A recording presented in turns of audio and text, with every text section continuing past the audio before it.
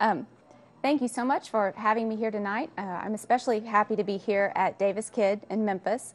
It is one of my favorite bookstores, and I'm usually here chasing one of my kids down the aisle, so it's nice to be here under more professional circumstances tonight. I thought I would start tonight by answering the two questions that I always get asked when I discuss my books. No, I am not a hypochondriac. And secondly, I like writing about these stories because to me they're much more about people than they are about diseases. I am one of those people that, if there is a natural disaster happening in the world, I am glued to C-SPAN for days. I know I'm not the only one. And I think what really draws us in is not the tragedy itself of these disasters, but more just the hope and the miracle of survival that we look for. That's what inspired my first book. It was The American Plague. It was about yellow fever, and about a third of it took place here in Memphis because I really wanted to show what a yellow fever epidemic was like up close.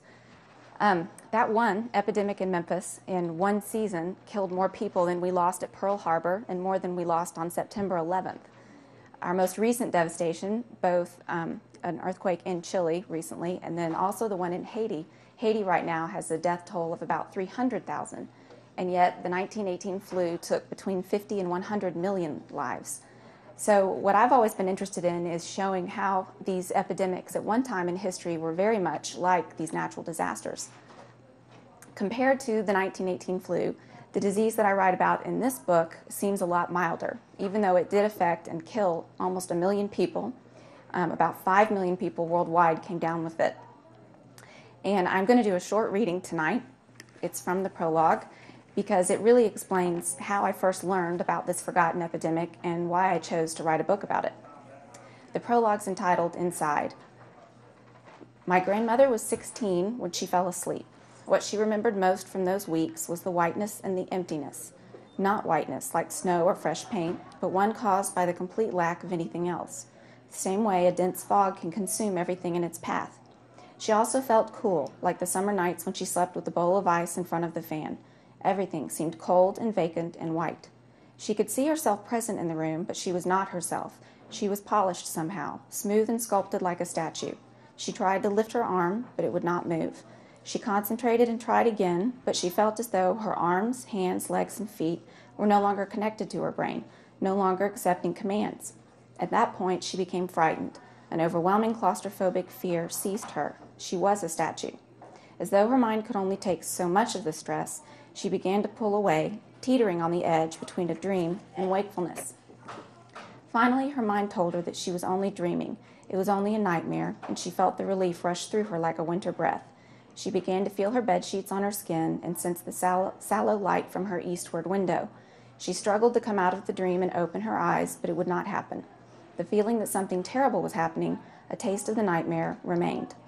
The year was 1929, and at the time, Virginia and her family had no way of knowing she was joining millions of others suffering from a strange global pandemic, a disease that would change medicine itself but vanish from medical history, a disease that would kill close to 1 million people and leave thousands more languishing in mental institutions for the rest of their lives, an epidemic that nearly a century later remains a mystery but could strike again. Virginia's mother spoke to her in that calm tone of voice used for bloodied shins or turned ankles, and her room was filled with the muffled voices of doctors. What was most frightening was the uncertainty in their voices. They did not know what had caused this in a healthy teenage girl, and worse, they did not know how to stop this endless sleep. Her temperature was taken several times and noted on her chart. She felt the doctor's hand against her wrist and on the stem of artery along her neck, and then, over the course of the days and weeks, she heard the doctors pronounce her dead. 3 different times. Each time she listened to her parents weep and heard them make plans for her viewing and burial. She could not even tell them they were wrong.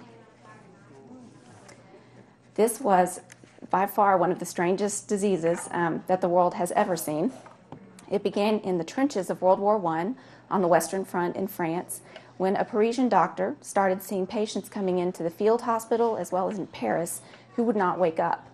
They weren't in a coma, he just simply could not wake them up. About 60 or so patients arrived that way.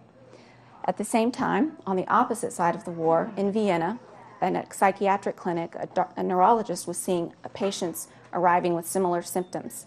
They were brought in, they couldn't keep their heads up, they would fall asleep in the chairs. Parents brought in children who had fallen face first into their dinner plates. And if that wasn't bad enough, a whole plethora of new, unusual symptoms started arriving. There was an epidemic of hiccups. There were unusual tics and disorders coming in, obsessive-compulsive disorder, Tourette's syndrome. There was a higher incident of schizophrenia, hysteria. There was even a case of someone who was dragged in, begging the doctors not to torture them. Another woman who came in who'd said she'd been impregnated by God. All of this was happening at the same time in this one clinic, and a doctor there named Konstantin von Economo recognized the one symptom among all of these patients, and that was that their sleep cycle was off. They could not stay awake. This epidemic continued to move throughout Europe. And, von Economo did publish an article on this subject. He named the disease encephalitis lethargica, which means literally the swelling in the brain that makes you sleepy.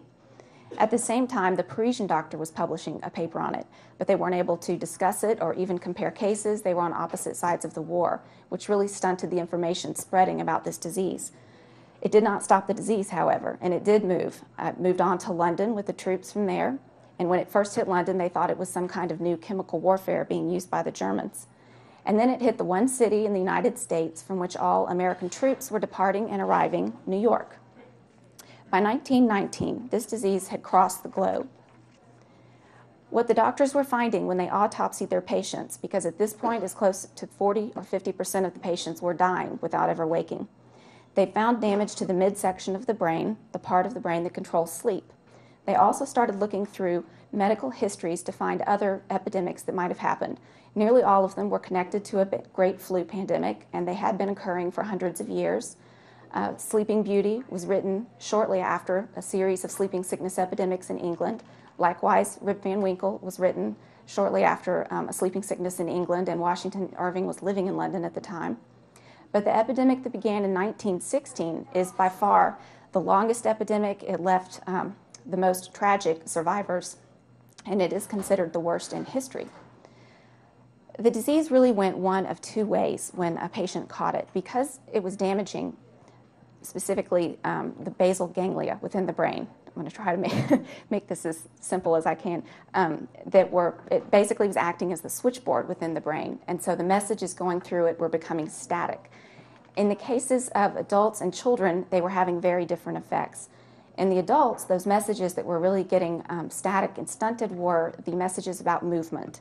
And so the most prevalent disorder and what became the hallmark of this disease was Parkinson's.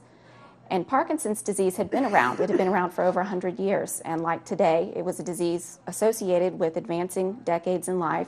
People usually caught it in their 70s, 80s, 90s. It became so prevalent at this time with this epidemic that the average age of onset was 32 years old. It continued to about 36 years old during the late 1920s, and then it took decades for it to once again be considered a disorder that was associated with advancing years. You may have heard of the book Awakenings, written by Oliver Sacks, or seen the movie. Robin Williams actually plays Oliver Sacks in the movie. And he encountered a group of these extreme Parkinson's patients in the late 1960s. He was a young neurologist. He had never learned about this disease. And he found them in a chronic hospital. They were all appearing to be catatonic for the most part. They couldn't speak. They couldn't move. They were wheelchair bound. And what he found out was, looking through all of their old medical histories, that they had all been survivors of this sleeping sickness 40 years before. So he decided that this was some kind of extreme form of Parkinsonism that had literally just frozen their muscles still. They could no longer move. And the new breakthrough drug for that was L-Dopa, the same one that's commonly used today. He tested it on the patients, and it's a very tragic and beautiful story. He was able to awaken these patients. They came awake for the first time in 40 years. They saw family members for the first time. They spoke, they walked, they got to know the doctors. And then sadly, they were not able to maintain the levels of L-Dopa to keep them that way. Each one of them ended up going back into this kind of frozen, imprisoned state. If that is not the worst, then certainly the cases with the children could be even crueler. With the brain damage, the brain swelling in the children was also damaging the basal ganglia, but the messages that it was stunting were those going to and from the frontal lobe. The frontal lobe in particular does not finish growing until we're in our early 20s, And so for the children, their brains were still pliable when it started swelling, and the damage was very different. The frontal lobe controls personality, emotions, self-control, inhibition, and it really stopped short the development in a lot of those areas.